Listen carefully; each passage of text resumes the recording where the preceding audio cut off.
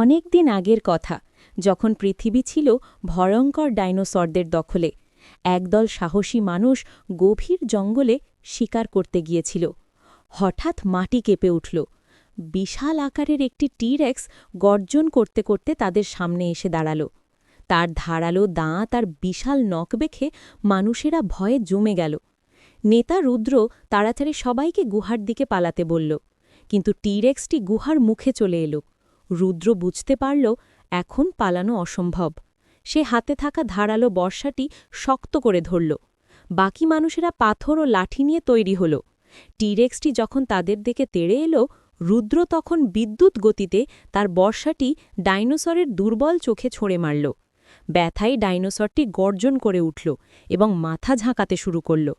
এই সুযোগে অন্যরা চারপাশ থেকে পাথর ছুটতে শুরু করল। টিরেক্সটি তখন দিকবিদিক জ্ঞানশূন্য হয়ে গুহার মুখ থেকে সরে গেল। রুদ্রর বুদ্ধিমত্তা ও সাহসে মানুষেরা জীবন ফিরে পেল। তারা বুঝতে পারল শুধু গায়ের জোরে নয়, বুদ্ধি আর একতা দিয়েও শক্তিশালী শত্রুকে হারানো যায়।